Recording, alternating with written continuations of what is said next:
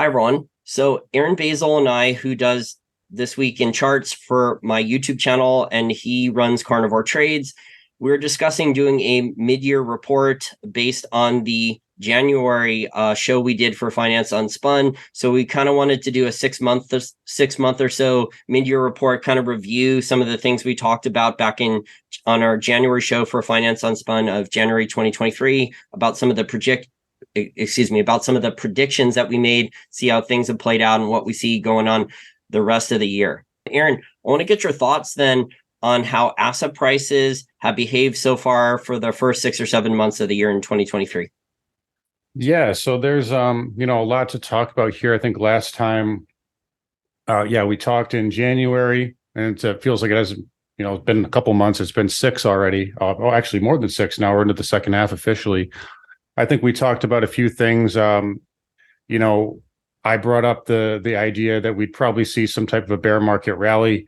Granted, I did not expect this high of a move. We've just had absolutely, runaway, the stocks, specifically the NASDAQ, I think is having its best start to the year ever, up a whopping 42%. I did remember saying that we would see a squeeze in tech. Again, I can't take credit and say I saw 42%, but we've had a pretty amazing rally here. Obviously led by, 7 stocks, the Magnificent Seven. We've all talked about that. And we're still seeing laggardship from, many other sectors, although we're seeing a little bit of a broadening of the rally right now. I know we talked about energy prices. We talked about, that would probably remain under some pressure first half of the year, but we're kind of getting to the point where I think we're starting to turn the corner on some of these things. Doesn't mean we may not have a little bit more backing and filling to do, but I'm seeing a lot of things in the charts here that to get me kind of excited here on a lot of energy names. And we're recording this show on Friday, July 14th, 2023 for the listeners out there. So a little bit after the official halfway point of the year for 2023.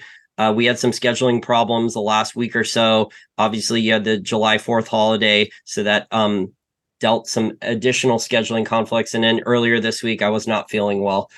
But in terms of the stock market rally, do you think this is a rally built on any fundamentals, as the mainstream financial media is claiming, and the talking heads that go on like CNBC and Bloomberg or Fox Business, as I saw earlier today? Or do you think this is more about liquidity, maybe shadow liquidity? Because officially the Fed's balance sheet is not increasing. I believe it's still in a net decline, about 95 billion per month in quantitative tightening or balance sheet reduction. But do you still see a lot of shadow liquidity coming into US asset prices? It's certainly possible. I mean, you're right. The official balance sheet is shrinking. Allegedly, they did the BTFP program, all these other discount windows, and all the central banks around the world, essentially did similar things. Bank of Japan is just straight up doing QE. They're saying they are. They're going full bore there. But you get some other parties that say like, well, BTFP, it's not QE. It's basically just to backstop deposits. And okay, fine. Maybe that's true. All I know is that if you look at the squiggly line, when it stops going down is exactly when they start that program.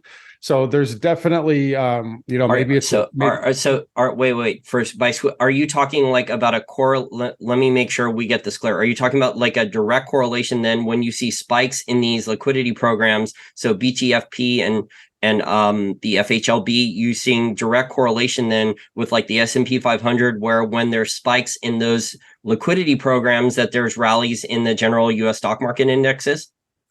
I mean, almost perfectly to a T. So yeah, I would say that.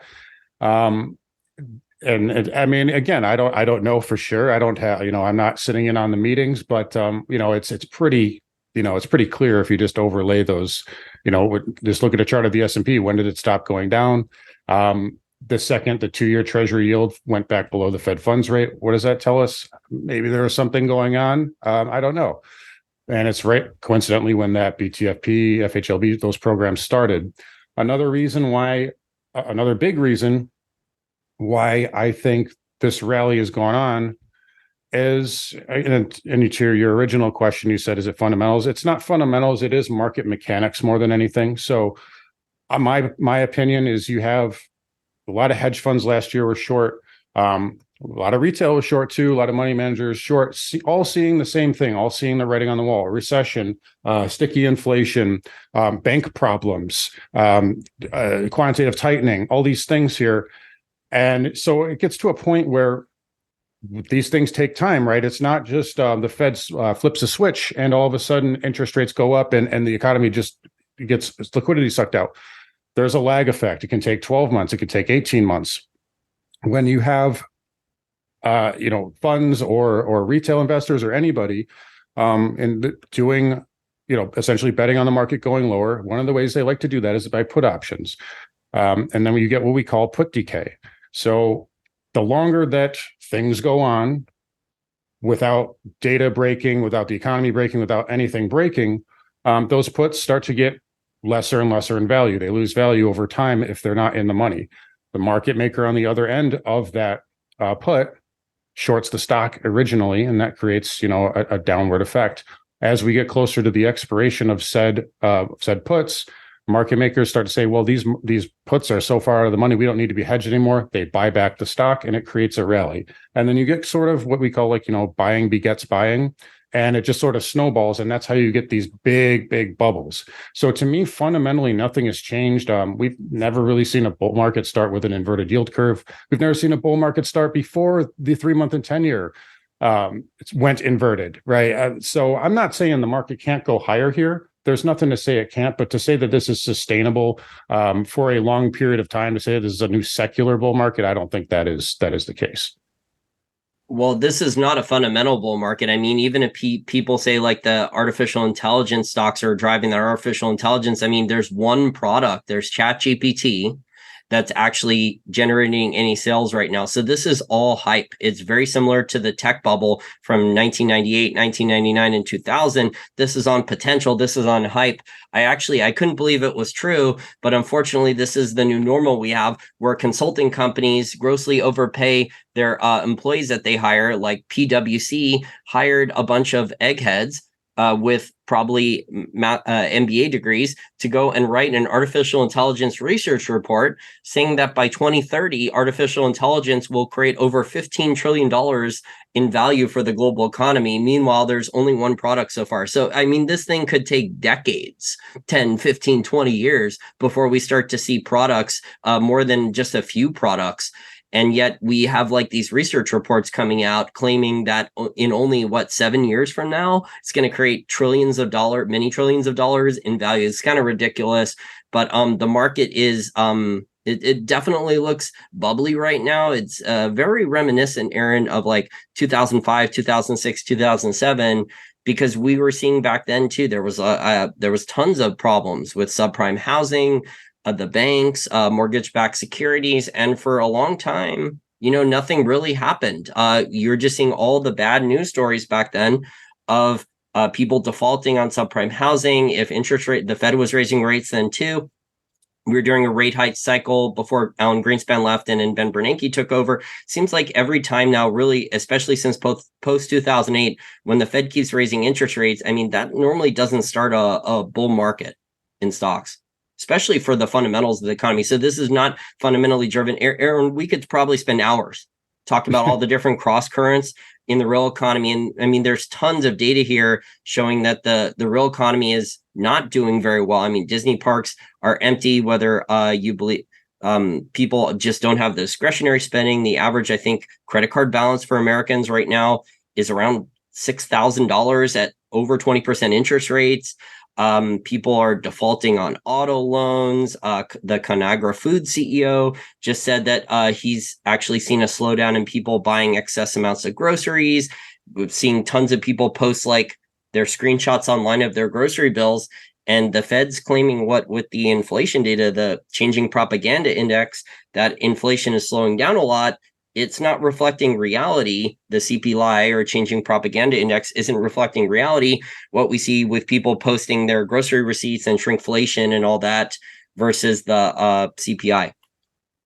No, not at all. And again, these things, as far as the market's concerned, these things take time, right? Even in 2007, you can go back to 2000 as well. you had kind of an initial distribution phase in the markets. I think in 2007, we kind of, just off the top of my head, I think we topped out in February or March, and then we bottomed out, and then we rallied back up and made a new all-time high.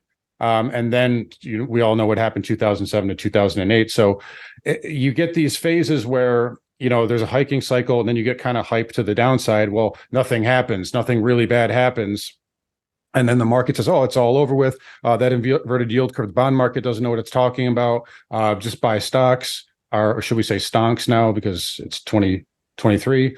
And then we go up and you make that slight high. And where you get the risk is when all the shorts get squeezed out. That's where, I mean, if you go back to 2018, Volmageddon, that started with a jobs report. That's all it was. And now we have zero DTE, where you can get a 7% move in one day if market makers get blown out to the downside.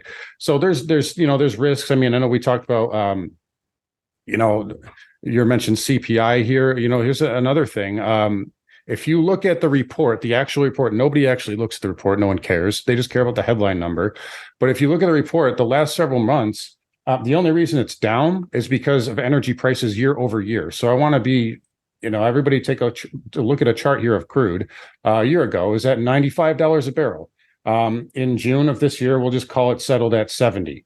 So we move over to, a few months forward into last year, it goes down to 85. And then into November, it's down to 80. Well, crude's actually rallied a little bit off the lows. So if you get into the fall and crude is still higher or still off the lows here, that CPI is not going to get that tailwind to the downside. Natural gas, another energy, $9 a year ago in June, we'll call it settled at 225. That looks like it's starting to curl back up here. And that, as we get into September, October of last year over year, went down to 5. So it's going to be a lot harder for CPI to beat. And there's a risk here of the market realizing, as we get into the fall, which is seasonally the worst period, wait a second, inflation is supposed to be going down, and it's kind of sticking here because core inflation, you look at core, that's still at 4.8. That's still at a 30-year high. So, breaking down the data, it tells you a lot more than just a headline number. I know the algos don't care about that, and most retail investors don't care about that, but that's something that I think we need to look at moving forward. And there's just tons and tons of cross currents here, but I think that there's a lot of evidence, and it's overwhelming that the consumer is tapped out, whether it's high interest rates or inflation, stagflation, shrinkflation, stagflate, tax lie, just overwhelming a lot of people's discretionary income budgets. You also have a record amount of bankruptcies since 2010. So this 2023, we're off to a record pace for small and medium-sized businesses for bankruptcies. And a lot of it, Aaron, probably the two main factors I would say are, number one, higher interest rates. So almost no businesses were planning on paying interest rates at these levels. And number two, when there is inflation, and especially like high levels of stagflation, according to Shadow Stats, I mean, I was on the phone with John Williams a couple days ago, speaking with him, trying to book him for an interview. And it looks like I'm going to get him booked finally in the near future. We had, according to John Williams of Shadow Stats, back in late 2021 and 2022, we had stagflation above 14% to 18% range for a good amount of time. I mean, those levels of stagflation and shrinkflation added to that, that's going to really hurt a lot of people's discretionary income because they're spending a lot more that they were not planning on food, utilities, gasoline, the basic necessities, rents for a lot of people for a long time until recently. Rents were also going up a lot. Now people, unless they locked in a 30-year mortgage at a much lower interest rate a few years ago, they're going to be paying much higher mortgage rates. So all these expenses that people were not planning on with higher interest rates and inflation, it's just really hurting most people's consumer discretionary income budgets. On top of that, Aaron, if you have higher interest rates and then the consumer stops spending at certain businesses, people are going to lose their jobs or businesses are going to cut back and downsize. Yeah, and that inflation is going to, hurt corporate earnings. I see a lot of kind of cheerleaders saying, the Fed's new inflation goal is going to be 3% or something like that, which I don't think there is going to happen. But it's almost like these, some of these traders are rooting for the Fed to do QE again, and they're like, well, who cares about inflation? Like, well, you should care if you want to buy stocks, because that's going to eat into corporate earnings. That's going to eat into the consumer. We already, there's credit card debt right now is exploding here. People, I think like record amounts of people are using, credit cards to pay just bills, and grocery bills and rent and stuff like that. So it's not just, it's really a double-edged sword. It's not just okay, the Fed was going to give up its fight on inflation. Okay, well then what's the other side of that? If you want companies to make money, then you have to have a balanced economy and a strong consumer. Yeah, I would add to that the overwhelm. If I could summarize everything here, there's overwhelming evidence. There's tons of data points. The U.S. consumer is tapped out. So you have even people that are making way over $500,000 a year, and they're trading down. So like Walmart, Target, a lot of these other stores that normally wouldn't get business from people making $500,000 a year or more, those people are even trading down to other stores. So they're not shopping at the higher end stuff like a Whole Foods. They're not going out to eat as much. I think the travel data for now is still pretty good, even though prices are higher. So people are still booking airline flights and stuff, but we may see that slow down at some point too. But there's a lot of these other consumer discretionary businesses other than travel. I mean, Best Buy, like I'm getting emails. Best Buy normally, if you're not familiar with the Best Buy, that's a big box retailer that sells all those computers, electronics, video games, those type of things.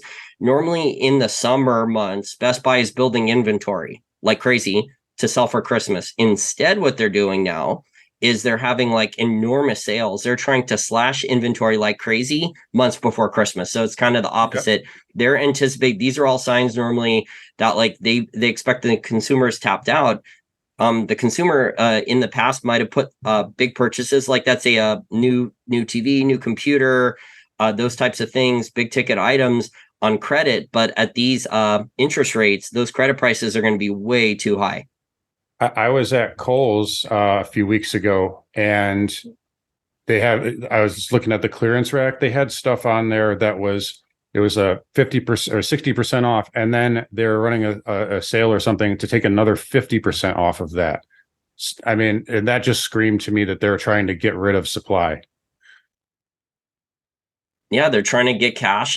Those guys, the average person doesn't understand this, that a lot of those businesses are purchasing on credit too. So those types of retailers are actually using credit. They're using short-term commercial paper at a certain type of interest rate. So they're using credit, and then they're going to sell those items at a profit margin, normally either right before Christmas, and then they're going to pay back their loans and they're going to have a profit margin and profits. Well, if they're liquidating, like you said, that means they're preparing for, a really bad Christmas. Right. And they're liquidating before back to school and Christmas. Yeah, just lots of red flags here in the real economy. And it's a combination of higher interest rates affecting consumer behavior, and then also inflation. So the average consumer, unless you're super affluent here, the average person is just dealing with a lot right now with their bills, costs going up, everyday expenses. There's also alternatives, Aaron. I mean, like, yeah, the stock market's rising, but there's also a lot of extra alternatives here at these interest rates. I mean, I was just watching Fox Business a few hours ago. They said over $5 trillion now has moved in, and a lot of its retail money has moved into money market funds. And that's because people can earn. And then I just saw also, like on that same Fox Business segment, they were also Interactive Brokers was running a commercial 4.5% return on yield for the cash in your stock market brokerage. So there are alternatives now to other types of assets and investments too. Yeah, Tina is back, right? So, or I should say, it's going away. So there is no alternative. You have to own stocks. That's kind of going away now. And you look at some of these valuations. I know we talked about on the show a few weeks ago about, it would be just ludicrous to touch some of these tech names with their valuation. And I guess the poster child is NVIDIA. So I'll just pick on them. But, recently crossing $1 trillion in market cap, I think it's like 1.1 now already, with 225 PE. You can chase that and hope that it grows into their valuation in the next 10 years, or you can go and get 5% in yield. And not really, and I mean, tips, you're not really, you don't have your money locked up for that long. So, and I mean, NVIDIA pays what, like a 0.2% dividend or something like that. So there is an alternative now. And, again, Or Uh, there's plenty of alternatives now besides yeah. just some of these tech stocks. I mean, there's good free cash flow yields on a lot of these oil companies. There's energy was hated. I mean, Hmm. we were talking about this for months. Look at the short position that had developed. So it was a super overcrowded trade by the hedge funds that were super heavily short energy. I think we were over a 10-year high in record short interest for oil futures contracts for months. Yeah, and the thing is too, it's kind of to add on to what we were just talking about with the CPI and the energy year over year. What's the only reason that oil is down, Jason? Because they're releasing that SPR. That can't go on forever, and when it does, something's going to hit the fan, I think, and you're going to get not just sticky inflation, but because we know oil is in every single product ever made. And that's going to drive up costs for every single company on planet Earth. Well, also, if you wanted to talk the fundamentals of the oil market, and Josh Young, the oil hedge fund manager, has talked about this a lot too. So you had the oil futures contracts where all the hedge fund managers, the short-term guys, were super short oil futures, but a lot of the fundamental data was actually pointing to supply problems, lack of supply coming online, global oil inventories were rapidly declining. OPEC was considering cuts. So it was kind of like what the paper price was saying, the futures contract price versus the fundamentals of the market, that we weren't going to go a lot lower because OPEC was just going to say, hey, we can't balance our government budgets at $50-$55 or lower oil prices. We're going to keep cutting oil production then because we needed at least 60, 65, 70, probably even 75. I think OPEC, like I did a video on this years ago. OPEC wants like a Goldilocks oil price where it's not too high and not too low. So they try to manipulate the oil market to those prices. But I mean, like supply demand fundamentals for the oil market, Aaron, we're starting to see a lot of signs that the rig count's down here in the United States. There's not going to be as much supply onshore here in the United States. So there's the oil price in the short term, maybe it goes a little bit lower, but then we're going to see a big rally in the not too distant future. We talked about this at the beginning of the year. We said the first two quarters would probably be soft for energy prices. They were. I think with oil, it's tough to say. It's been in a range right now. I still stick by what we both said, and that's going to be the second half is going to be where you want to start picking up energy. I can't say that crude won't have one more flush before then. In fact, I would love for that to happen. But yeah, it's kind of writing on the wall, right? Buffett's just picking up more and more oxy. By the way, he just picked up 50% stake in Cove Point liquefied natural gas facility for $3.3 billion. So Warren Buffett's in natural gas now. I think he sees the writing on the wall, and yeah, I mean it's kind of hard to bet against that. These governments here, they want their ESG. They don't want to let oil companies. They want oil companies to do all the work, but they want to tax them. They want to punish them for doing it, and they think like, oh, we're going to go build windmills. We're going to go do this. Well, guess what? That requires oil and gas. So, the supply fundamentals. Did you also Supply funnel. Did you also see that the Chinese government just locked up in the last like couple of weeks? So while the natural gas price was down, China was negotiating and they just locked up, I think, a 30-year liquefied natural gas supply deal with Qatar. And I think they locked up other liquefied natural gas export deals too. I have a really strong suspicion that China's behind a lot of things that go on in natural gas. So that doesn't surprise me in one bit. Well, I mean, it's not that expensive to convert those coal-fired power plants. And they were building, I think in 2022, it got up, they were permitting 2 per week, new coal-fired power plants. So it's not super expensive to convert a coal-fired power plant to natural gas.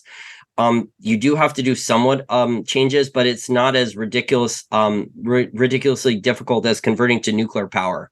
So we may see like the Chinese government convert a lot of those coal-fired power plants over to natural gas in the next 5 or 10 years. That would be really good for natural gas. But China's imported a unbelievable amount of coal recently, the last couple of years. Yeah, and again with Europe, again they got kind of lucky last winter. We'll see how that goes this year. But like you said, rig counts declining here. We're seeing signs now of smart money starting to pick up on energy. Pretty much across the board. So I just think it's a matter of time. Yeah, could we have one more little especially in crude. Could we have one more push down? It's certainly possible, but I don't expect it to last very long. And I would be a buyer on any sort of dip. Well, if we do go, so if West Texas Intermediate here in the US, if we do go 60 a barrel or lower, and we're close to that, what, a month ago? So if it Yeah. does go, if it does, I think it got what, to 63, 64, something like that. It Yeah. got below 65 briefly. So if we do go below 60 a barrel, I mean, you're going to see the rig count, and the rig count topped out in November 2022 when the natural gas was super high too. So Yeah. oil prices and natural gas was sky high, but the rig count's down over 14% since November 2022. I mean, we could see the rig count down over 20% from November 2022 highs. From what I'm hearing from oil service contacts, I mean, there's not a lot of large companies unless there's not a lot of oil producers, excuse me. So unless you're an ExxonMobil or Chevron, one of the super, or an EOG, one of the super large and low cost producers, you have good profit margins and free cash flow, and you can keep drilling in the Permian. But a lot of these private oil companies, you're starting to see deals because of cost of capital with these higher interest rates. These private oil companies are starting to sell a lot of their assets now. So they can't raise the capital that they could. They're not drilling as much. They're cutting back. They're starting to sell the assets to the larger companies now. And the larger companies are going to be a lot slower about bringing on new wells. Yeah, absolutely. And I'm looking at some of these charts. I've been covering them a little bit here. In the videos too, and like a lot of these gas stocks are starting to, from what I can see, set up some nice patterns here. It just looks like accumulation to me. And again, we had a big move, especially in even in the XLE names, not so much the gas stocks, but that's really digested over the last year or so. We kind of talked about a little bit before the video started. Schlumberger doing some deal with Petrobras, that is pumped really hard. And oil services, the OIH ETF, we cover that every week in the show. That is going to go a lot higher. That has some resistance that it's into right now on the charts I'm looking at here, right in the 330 area. But it had a really power move the last couple of weeks, and I think that gets up into maybe 375 in the not too distant future. I want to ask you about the dollar. So we've had some surprise weakness in the dollar index recently in the last week or so. The dollar index is down below 100. Do you expect that to continue, or are you kind of surprised that the dollar is acting weak? Because the narrative out in the mainstream financial media now is that the inflation data was lower than expected. But normally, if inflation is lower, wouldn't that mean, especially if the Fed's going to keep hiking rates another once or twice for the rest of the year, wouldn't that normally mean on a relative basis the dollar would be stronger? Or do you think something else is happening? Yeah, there's a couple things going on. If you look at a chart of the dollar, kind of, as soon as Yellen landed in China, I think something happened there because it started going down right afterwards. But I am a little surprised because you still have, if you look at the dollar right now, it's generally positively correlated with the 10-year and the 10-year yield, to be specific, not the note. And the 10-year and really all interest rates are holding up really well. The dollar index breaking that 100 level is definitely a sign of weakness. I think my kind of theory behind this is, again, you're looking at it versus the euro. We know inflation is much worse over there, and even though it's bad here too, they just lie about it. But you look at the ECB; they've been hiking. Bank of Canada, I believe Australia, I think New Zealand as well. These other kind of Western central banks. Really, the only one that's not is Japan. They're still kind of being hawkish, whereas the Fed did their little pause. But the inflation there is a lot worse, and that's driving downward pressure on the dollar. So I think if you look at the yield, the 10-year, that's had a nice pop recently. It came back in a little bit, but the 2-year, you're still at 16-year highs or just off of them barely.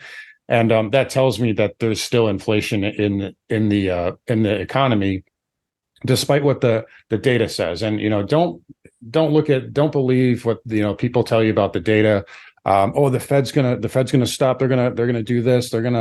Because the CPI, the PC. Listen, the only thing that matters is that 2-year yield. If that's above the Fed funds rate, I'm sorry, but the Fed's gonna hike. If it's below, then they can get away with it. But right now, yields are holding up, and it's telling you a lot about what the world thinks of our debt right now. I don't expect anything to really happen in the near future, but I think we all kind of see the writing on the wall there. But dollar index, it should get a psychological bounce off of 100. But to me, the big story is the really just the euro strength there due to their, inflation being much worse.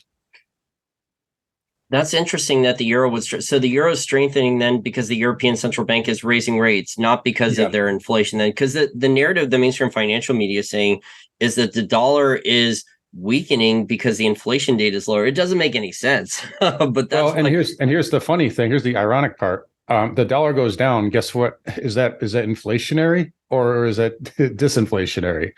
Right. So if the more that goes down, the more inflation is going to come in. It's I would argue our entire debt-based global debt-based fiat currency system, fractional reserve banking, it's all needs a minimum amount of stagflate tax lie, minimum amount of inflation, because long periods of deflation mean total collapse, government tax receipts collapse, asset prices collapse over long periods. That for a long period of time, say for more than a couple months, that means government tax receipts collapse, which have become more and more dependent on higher asset prices for stocks, bonds, and real estate over the last 3 decades. There was a good chart going around with tax receipts, how much they've gone up for the U.S. federal government. And basically it started once the Alan Greenspan Federal Reserve Bank started promoting the wealth effect. So that's when tax receipts really started to go almost parabolic here in the United States. Our entire system is basically based on debt-based fiat currency debasement. So it's if the dollar is weak, Aaron, then that means there's more domestic inflation. If the dollar is strong, the U.S. is importing the inflation slower from emerging markets because the U.S. So many firms here in the U.S., especially consumer companies, food companies, consumer goods, they have to import. The U.S. economy has to import so many items. And I think right now Washington is really making it hard for the Fed to do anything because they're spending. I mean, they're always spend like drunken sailors, but they've really gone crazy the last couple of years. And I'll tell you right now, we're going into an election year next year. If we are in a recession, you can bet that they will do some type of stimulus if we're in a recession. They are not going to go into an election cycle. The incumbents are not going to go into an election cycle in a recession. That's going to put more downward pressure on the dollar. It's going to put more upward pressure on inflation, and it's going to make it a lot harder for the Fed to do anything about inflation. Well, the Fed wants the dollar not too strong and not too weak. So the average person out there can't understand how much inflation or stagflation, how much stagflate tax lie is actually going on.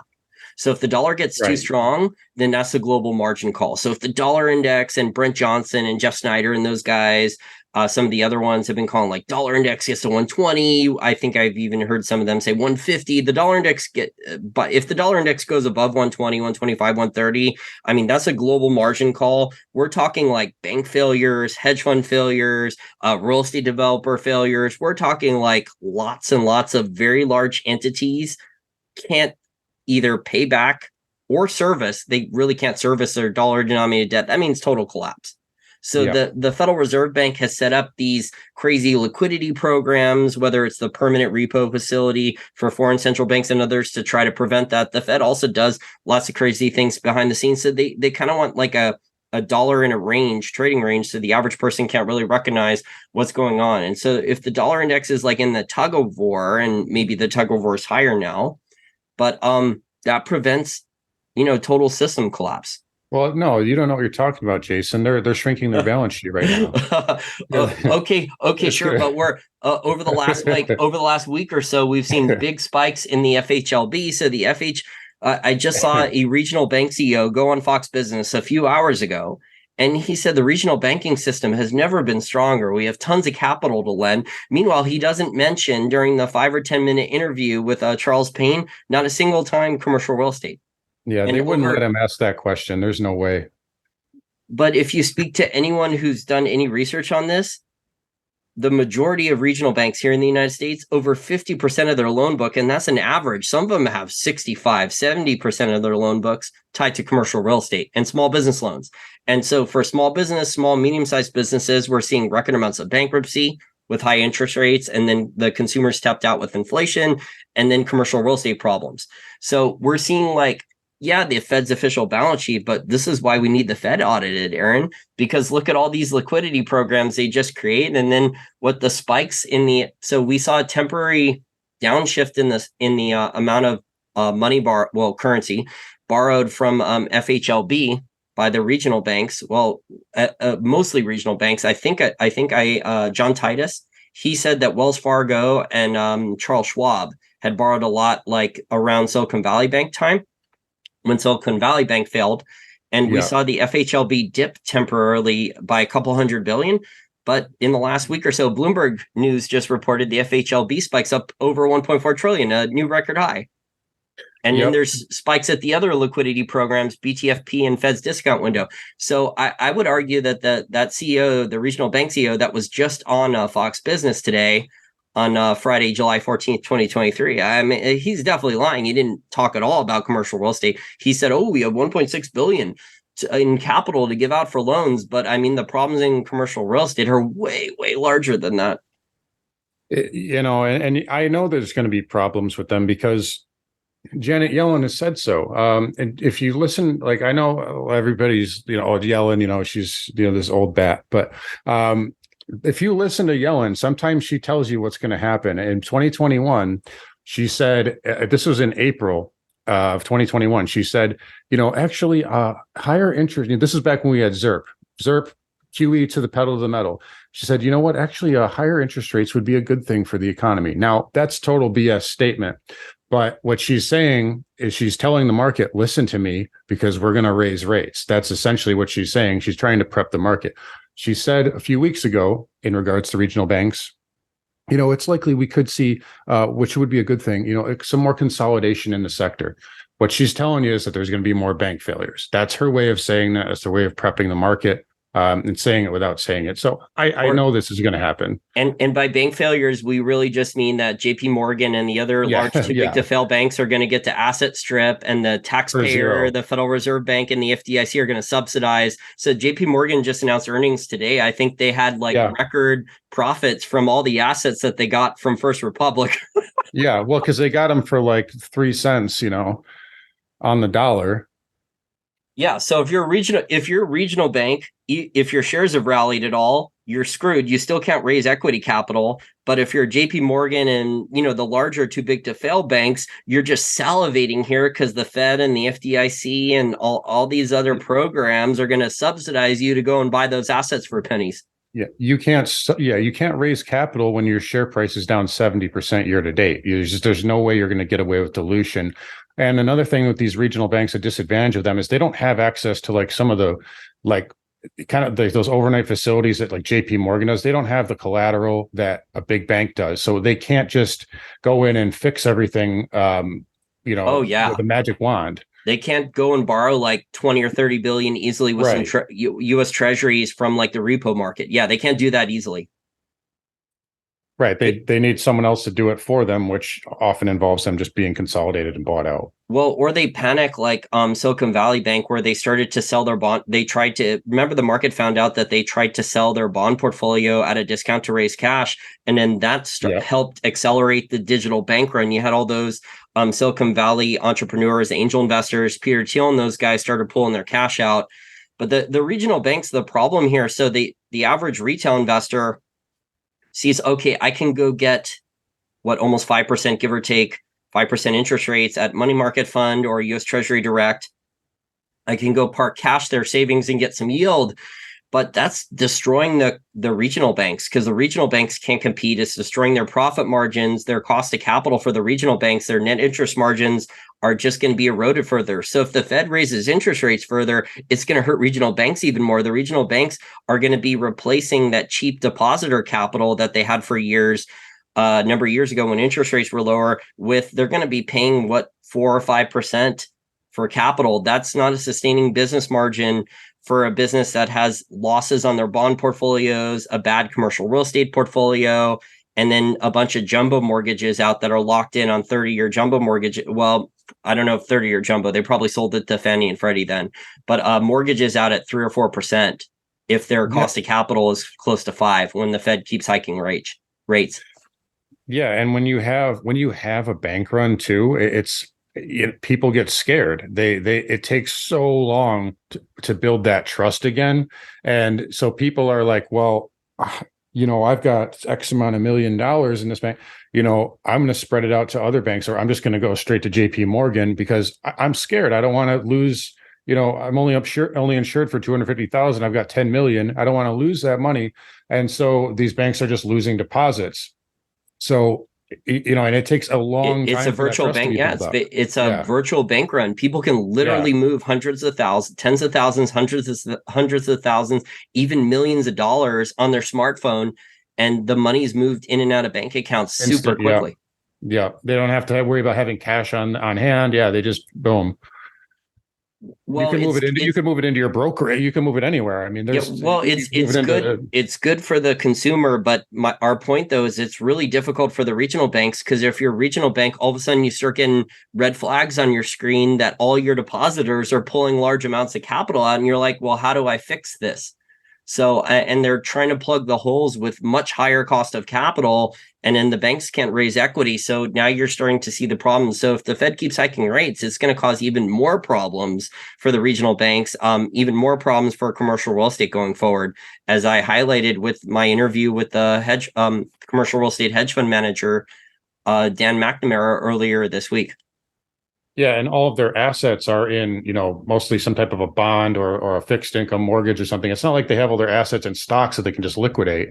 So they can't just they can't just liquefy all these assets all at once. They're legally not a lot of these insurance companies and banks are not legally allowed to buy a lot of stocks. So normally, like what's considered quote unquote good collateral, even though I wouldn't consider it the best collateral, but the banking system considers it quote unquote good collateral, are U.S. Treasuries.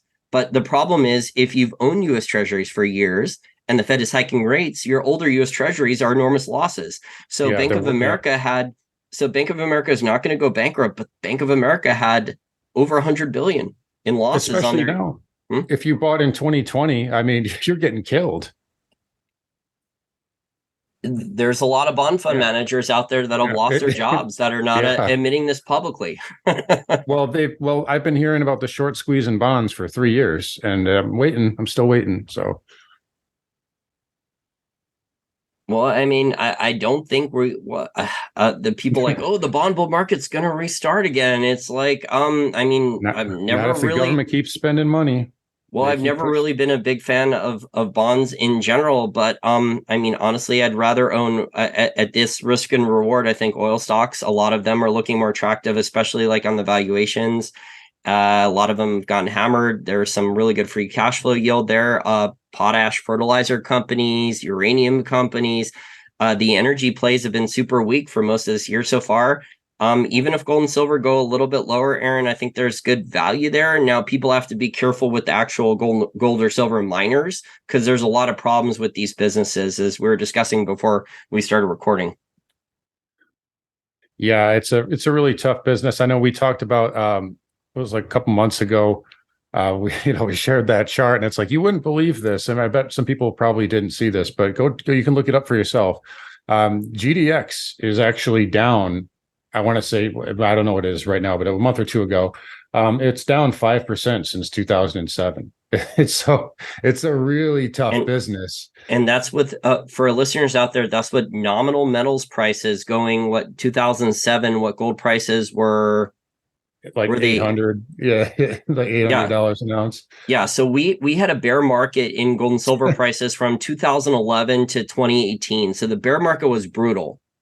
For the mining companies, for gold and silver miners, only 3 gold companies actually did really well over that time span. It was because Franco-Nevada, Wheaton Precious Metals, and Royal Gold were basically saving a lot of the mining companies from going bankrupt. They were fixing balance sheets. They were getting gold or silver streaming contracts with base metal miners and helping build new mines. They were replacing a lot of the capital that the banking system in the past had lent in, either for equity capital or for debt. And they were doing it with streaming. So those were really the outperformers over the bear market there. But like you said, the nominal prices from 2007 to present are still relatively higher. Yeah, they haven't kept pace with the consumer price index, but nominal prices are still higher. You would think rationally that the mining companies would have some profit margins, or some of them would do okay. But the truth is, if you know anything about the mining industry, that normally when the metals prices go up, the miners don't have discipline to maintain their profit margins, or other problems happen at mines, or the miners go and do a bad acquisition. And I could go on and on and on and on and on about all the problems with a lot of these miners. And this just proves, Aaron, that these gold or silver miners are not long-term buy and holds. The only ones that are buy and holds are the royalty and streaming companies that have free cash flow and diversification and good profit margins and don't have to deal with depletion or capex, all these maintenance capex bills. We were discussing before we started recording about Pan American Silver and all the problems that they've had the last 12 months. Pan American Silver still has immense problems. I don't think they're going bankrupt, but what the senior management team did was unbelievably, I would say, very unethical creative financing.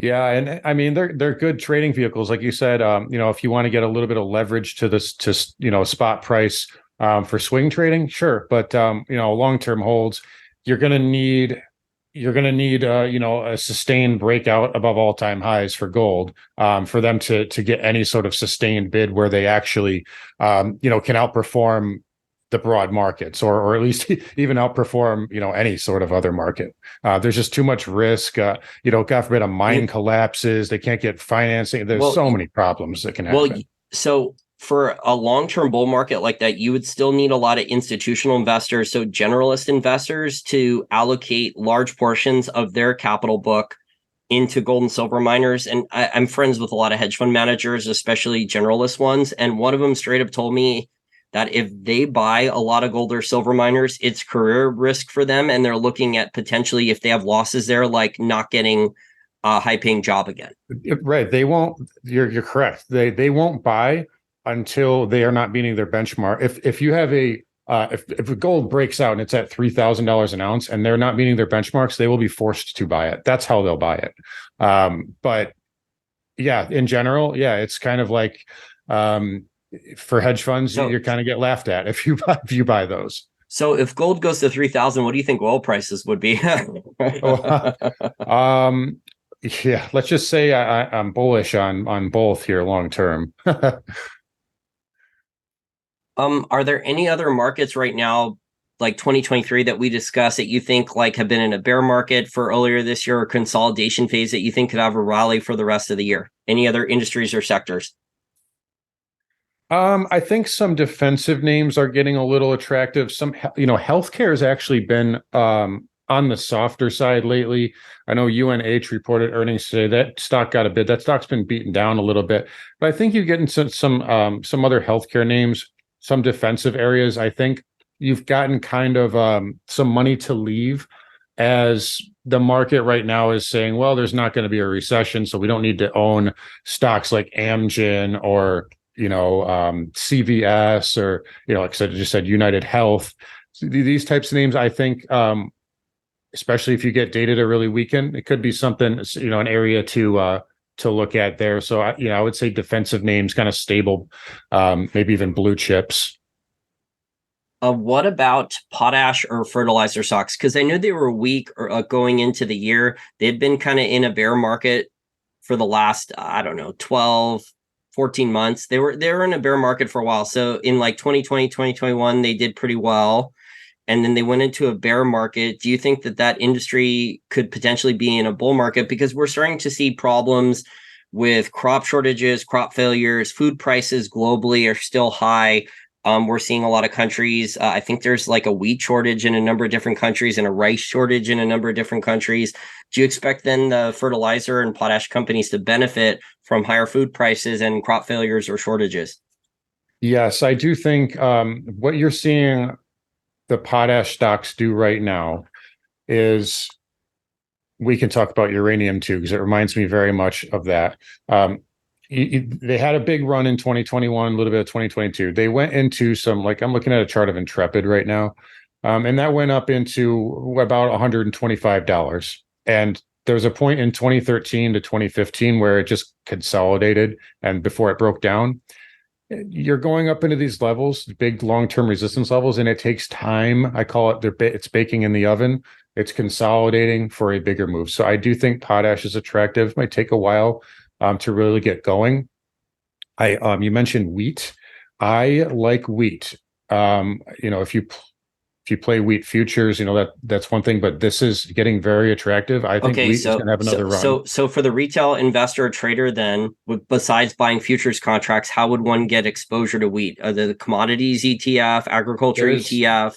Yes, there is a pretty good ETF, WEAT. The only issue with it is it does suffer, I believe, futures contango. So it's not something you'd want to hold long term. But I mean, I think it's pretty good at these levels. Maybe a little bit lower here for wheat. I'm looking to get in.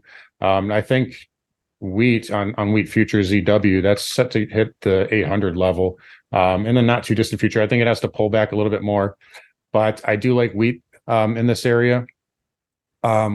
Uranium is very interesting to me. Looking at the URNM, that is firmed up a lot. It was putting in some kind of weak consolidation, but it got above a key level that I've been watching at 34.22, and we closed above that, and it's starting to consolidate here. I don't see any problems. I think, again, much like the potash names, they had a big run, and then you go into these levels that you know was resistance a long time ago. They kind of have to consolidate. They got to do some backing and filling, and once they build energy, then it can be released. And I think that's a sector that definitely could be on fire, in the next couple of years. Yeah, unfortunately, even if government economic data says that inflation's going down, I think we're going to see higher food prices, crop failures for a bunch of different reasons. Farmers have higher cost of capital. A lot of farmers, from when I was interviewing Doomberg, I got feedback from farmers. A lot of them skipped a planting season or two in 2020, 2021, and early 2022 because they didn't want to pay sky high fertilizer prices because natural gas prices were that high. Well, they're going to start reordering, new fertilizer, and they're going to start planting again. So I think that could potentially have a rally there too. There's also the incentive with the shortages globally and higher food prices for farmers to plant more, which would be good for the fertilizer companies for demand. Yeah, and another thing we didn't even really get into, but there's a war going on. Wars are inflationary. There's also a war that no one's really talking about going on in Sudan. That's inflationary. If this stuff escalates, I mean, you're looking and Ukraine is the breadbasket of Europe. So I mean, like that's a large for listeners out there. That's a very large percentage of the wheat in that area. And it's like the market's rejoicing, like, oh, sell energy, sell all these, because the war hasn't escalated. It hasn't escalated yet. So if it does, I mean, how long do you think those storages are going to last? The SPR, how about the nat gas bill that everybody's talking about? How long do you think that's going to last if we have an escalation? Hint, it's not going to last. So I just see a lot of risk here that's not priced. Oh, by the way, I didn't even mention Taiwan. That's risk priced into semiconductors, or that should say the market hasn't priced into semiconductors. That is an enormous. I mean, I think the U.S. already said that they would just straight up bomb the facilities at TSM, Taiwan Semi, if they invaded, just because they don't want them to get their hands on it. Yeah, I'm not a geopolitical expert, so I'm not really my opinion on that won't sway one way or another. So we'll have to see what happens, but I would say that if you're an Intel or a Taiwan Semiconductor or an Nvidia, you should be definitely looking at building chip manufacturing facilities in the US or Mexico. Well, Nvidia's insiders are all selling right now. And they're cashing in on that huge run up. Didn't they do a share dilution too? They're doing this to a share. Why would they do that? I mean, that's amazing, right? And yet, I think retail money is buying more and more calls on NVIDIA. I mean, pure FOMO. Yeah, at this point, I think you're also seeing managed money being like I was saying earlier about not meeting your benchmarks. A lot of these funds were short, and they're not meeting their benchmarks, so they're being forced to just chase these tech stocks just to keep up with their benchmark performance. So a couple more questions here before we end our mid-year review. Okay, so I want to get your thoughts. We've had actually a really crazy rally in the last couple weeks on Coinbase stock. Is this all from that press release with Larry Fink from BlackRock talking about the Bitcoin ETF that BlackRock's going to get approved and Coinbase is going to be the custodians of the market, speculating here that Larry Fink's going to be able to navigate all the rules, regulations, red tape, and then Coinbase is going to get like a lot of extra business from that? That's the official thing, and it's possible. You're seeing a lot of those Bitcoin miner stocks. I did own some Riot. a few weeks ago, had a nice gain on that, went a lot higher than I thought it was going to go. But it's funny because you're not seeing Bitcoin really rally with those Bitcoin equities, although it's holding up and it still looks fine for another pop. My thought on this is there's also kind of a second side to this. If you look at some of the unprofitable tech stocks like the ARCs of the world, Cathie Wood stocks, they're all rallying really hard right now too. You could make a case that there's kind of a dash for trash as everybody's looking for the next like Nvidia, next Meta to rally. And I think some of these it's a retail darling. They're kind of looking for these really high beta stocks to be the next pumpers essentially. So I think there's a little bit of both to that. Obviously, there's speculation with the ETF, and that obviously helps. And the SEC did rule in favor of XRP the other day. Ripple just had a huge move. I think it was up 100% at one point yesterday. So there is some of it going on, but I think it's strange that Bitcoin itself is basically still stuck in a range. But some of that will be obviously related to the ETF. But I also think that you're just seeing kind of a dash for trash, to be honest. So it's kind of like a short-term extra risk on or FOMO, where it's kind of what happens kind of at the end of a bear market rally. I wouldn't call this a bull market. I still think that this is a bear market rally. I do not think that this is a new bull market. There's not a lot of conditions here.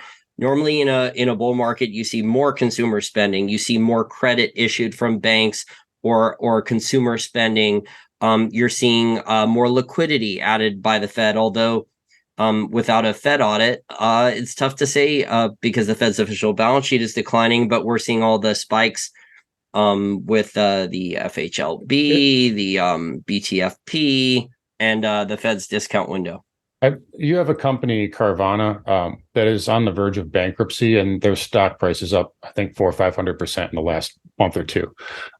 If it's a new bull market, then I just can't for the life of me figure out why HYG corporate debt ETF is still basically trading at the lows of last year. That to me is kind of the sign of a bull market. If you have corporate credit rallying, it's probably a good sign. The fact that it hasn't, it tells me that's just mostly hot air. And again, like we've said, it's a magnificent seven. It's not the broad market. You look at the Russell 2000, which is a much better index in terms of breadth because it's equally weighted. The Russell really hasn't done anything at all. It's positive for the year. That's about it. But these weighted indexes. And by the way, so do you hear they're rebalancing the NASDAQ? Isn't it funny that they had no problem with the weightings of the NASDAQ when it was at 11,000, but now that it's at 16,000, they want to rebalance it. So when these overpriced tech stocks fall, it's not going to hurt the average as much. So, but either way, these weighted indexes are rallying because of 7 companies. So yeah, if it was a fundamental bull market, I mean, we'd see more credit growth. So normally that's what happens: more consumer spending, more credit growth. The consumer spending we've seen the last 12 months, if you remove, and Jeffrey Landsberg from Commodore Research has been covering this. If you remove the inflation adjusted amount, so the government CPI, if you adjust consumer spending for just the government inflation rate on the CPI, it's actually down. So I was just going to say, I would also say that if we were in a bull market, the 3-month and 10-year yield wouldn't be inverted by 156 basis points, and the 2-month and 10-year wouldn't be inverted by 100 basis points, and which that's been inverted for a full year now. Yeah, so I definitely don't think that this is a real bull market. I think we've had a pretty amazing bear market rally. It's going to be a roller coaster, though. Unfortunately, and I know you study market seasonality too, we're heading into the danger zone a couple months from now, because historically, the majority, I think the highest probability of stock market crashes and the majority of stock market crashes in the US in financial history occur after Labor Day in mid to late September and in October, if I remember correctly. Yep. And what happens then? Isn't that kind of the sweet spot for the lag effect of the interest rate hikes? So you got seasonality meeting, the Fed's rate hike lag. So, I mean, they didn't stop. I think the last 75 basis point hike was in November. So we've got plenty more of lag effect to go, and you're going to get into that sweet spot in the fall. And this is without the Fed raising interest rates more, which will hurt the banking system. So we're in a vicious cycle here for the regional banks. The stuff that regional bank CEO said on TV today, I'm just shocked. The journalist, it was a puff piece. I would have been shocked. Actually, I'm surprised he didn't say that we need to raise equity. Like, we're going to offer a discount. Like, he didn't offer a coupon code for like 5% or 10% discounted to pension funds to go and buy our equity. Yeah. Well, they got to do something. Well, he went the whole interview and he didn't mention commercial real estate once. He just said that, oh, it was just a few regional banks that got into some problems. I mean, the net interest, these regional banks, if they have depositors fleeing, they're replacing cheap capital that depositors were putting in at low interest rates with 4 or 5%. They're paying a way higher cost of capital than any of the larger banks. So like the too big to fail banks like JP Morgan and those guys, they're at a big competitive disadvantage going forward. Yep. And then, of course, that debt's going to get repriced on real estate pretty soon. So are you talking about residential real estate or commercial real estate? Commercial, but as far as residential is concerned, a lot of these home builders, I mean, the ITB is at all-time highs here. And that's a big lag effect too, as far as interest rate hikes. A lot of the earnings that they're reporting right now are still based off of contracts that were done when we had ZIRP. I have contacts, I have clients that are in construction and home construction that tell me they've had their worst quarter ever. Their company that's been around for, a decade or more, they had their worst quarter ever for new home orders. So I'm wondering, how much longer that can go on for. And let me add some anecdotal stuff here. So my best friend is a successful real estate agent here in the DC metro area. So, and he works at one of the top firms. Normally in an average month, they would sell about 30 homes, either 30 single family homes or luxury condos a month at their company. So these are like high-end stuff, 30 per month. With these rate hikes and the fact that even if you have below a perfect credit score, you're paying a 7% mortgage. If you can get a mortgage, the mortgage rates are sky high. Guess what the sales are down to per month? Well, I'm saying probably I'm counted on one hand. Yep. So they've gone from 30 single family home sales or luxury condo sales, and these are high-end stuff, per month, down to 2. So you have real estate agents now that are not making any money. Maybe they're doing some rentals, which is a lot lower than what they were doing, because a lot of these real estate agents were making hundreds of thousands of dollars per year. Some of them were making well over $500,000 per year. And here they are, it's down to a trickle because of the a lot of people. A lot of people are losing money on Airbnb too. They bought properties thinking that they would just rake in the cash on that. And that's starting to slow down. And now they're kind of stuck paying the mortgage. That's a bubble, man. I mean, like the Fed created that, and then you had these yield desperate people respond saying, I can lock in a low mortgage, I'm going to charge higher rents. And then with the higher interest rates, and then people aren't traveling as much, or they don't want to pay those exorbitant. I think the fees for Airbnb, they tack on. During the pandemic, they started just putting ridiculous amounts of extra fees on, $100, $200 extra fees. So if you were renting like a cheap place there and you thought the price was low, you get all these extra fees on that double the fee. So and they thought, oh, this is such a good deal. Everybody's buying Airbnb. Well, yeah, because the pandemic ended and everybody was traveling and doing all this stuff.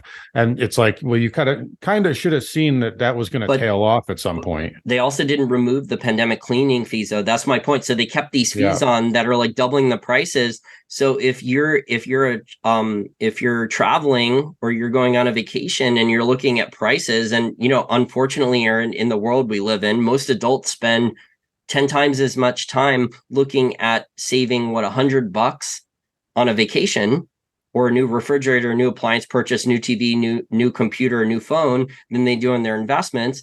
So people are looking at the prices and they're saying, wait a second, we can book a hotel in the same city and we don't have to pay a $150 pandemic cleaning fee, and the hotel is free breakfast and a gym and a pool and a maid service. Yep. Yeah, So it's interesting. Airbnb is no longer competitive with if their fees are being doubled. You don't get all the same benefits. It's not a low cost savings alternative. Yeah, I think they'll find a way to stick around, but it's definitely causing lots of problems here. So if I were to ask you how to summarize your views for the rest of the year, maybe what you're bullish on and maybe what you're either kind of neutral or bearish on, how would you summarize that? Yeah, so right now, for general equities, if you have gains, I would be looking to, harvest or at least trail some type of with protection. I just think that, right now, like I said, for many reasons here, there's a lot of risk building that the market's not priced in. I think that there was risk priced in, and you have these functions where things don't play out in the time frame that people think, and then you get short covering, and none of the all the risk is still there, but you just have higher stock prices, and you have people scared to short, you have people scared to buy volatility, and that can create a vacuum if there's any sort of problem. So I would be careful with any sort of high flyer tech name, high beta growth. I think defensive areas are okay. Anything that has a good chart, a good balance sheet that hasn't run yet, you can play with. But as far as areas that I'm really bullish on, I really like energy. Some of these energy stocks are starting to look really attractive. I'd love one more dip in them. I think precious metals in probably the latter part of the year, if they don't. I think silver I think silver has bottomed. I think I said that before in the January video, but it does not say it can't have a correction. But I think precious metals are getting attractive maybe towards quarter 4. I do, like I said earlier, I like wheat. So some of these, those are sectors I'm really getting interested in, but definitely energy. I mean, if you can get one more drop in crude, I mean, just buy, just load the truck. So that's kind of my thought right now. So you don't expect then 2,500 gold in the next 6 months, but maybe given all the risks, I mean, with the banking system, the global financial system, how the governments could respond to banking crisis, real estate crisis, one would expect gold prices to potentially be higher. I mean, maybe that's why they haven't crashed like a lot of deflationistas have been betting on, because I've been seeing people, a lot of these deflationistas, and it's like a broken clock because I've been doing this doing interviews and covering this stuff for almost 15 years now. So like the Harry Dents, the Henrik guys, Jeff Snyder's, they always, Stephen Van Meters, they're always making predictions that the gold price is about to crash. And it almost never comes true. Then if the gold price does drop, it normally doesn't drop anywhere near the levels that they're expecting. And then they're predicting lower and lower. So their track records for predicting gold price drops are normally not very good. But do you expect then gold bull market, it's not going to start in 6 months? I can't rule it out because you have so many geopolitical problems. But I think, especially if you get a washout in equities, typically gold will sell off with them. It will also bottom way before them. So that's kind of my reasoning there is why there could be risk. I will say this for gold, and this is very important because moving forward, people need to pay attention to this. If you look at a chart, I'm just going to use the 10-year yield. That is typically negatively correlated with gold, right? And you look since 2020, that has skyrocketed. What has the price of gold done since it topped out in August 2020? It's basically flat. That is showing enormous relative strength. So what that tells me is that if we get a period where yields go up, and like gold might be the safe haven, and it might be positively correlated with yields, that's a scary environment. That is something that's possible, and I think is likely to to happen in the next decade.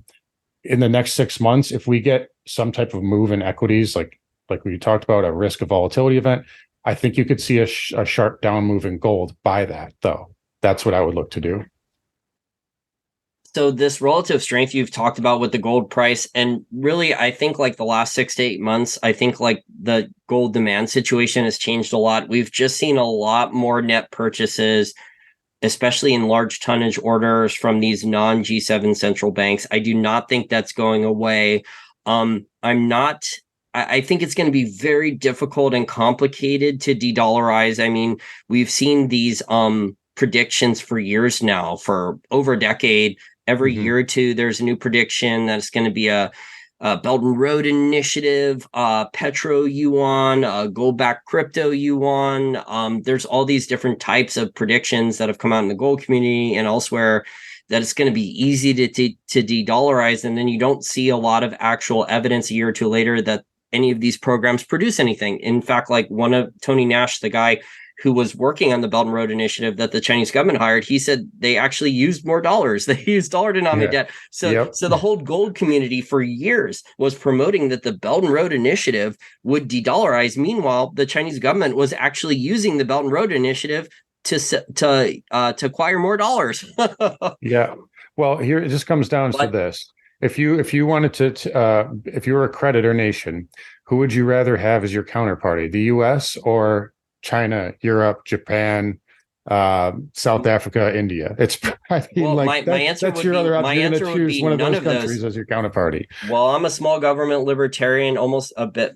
I don't trust any government at this point. I'm headed towards anarcho-capitalist, though, where I'm not sure I'll trust any government again. But I mean, like, if you're just going to give me a list of those governments, I don't trust any government. So instead of buying and holding U.S. Treasuries or other government debt, and you're not seeing a lot of governments buy Chinese yuan, Chinese government debt, because there's problems there too. There's a lot of red flags with Chinese government debt. They're buying gold. So that's where, for a reserve asset. So if they're running trade surpluses and they have foreign exchange reserves, they don't have a lot of options for size of capital to put in. And I think the last 6 to 8 months have changed. Really, the purchases, it looks like we've seen a big spike since October, November 2022. So the last like 8 or 9 months, where these non-G7 central banks have decided for a reserve asset, they want to buy more gold. But you're seeing like what the new story is, like that the BRICS are going to issue a new currency and it's going to be partially gold backed or something. Yeah. I'm skeptical. I mean, okay, let's wait and see. But I mean, we've seen these stories. You've been following this now for a decade too. We've seen these stories before. It's going to be partially backed by gold, partially backed by coercion and other underhanded tactics. Well, actually, I saw that they're going to back it by other commodities, apparently. So they're going to back it with like rare earth metals, oil, gold, and a basket of commodities. But all these governments, because they have fiat currencies, and anytime the government gets in trouble, they want to bail out their banks or corporations. A lot of these politicians and people running these countries are very unethical. They steal for themselves, their friends and family. They redirect funds for bailouts, or so there's a share price movement at one of their friends' companies.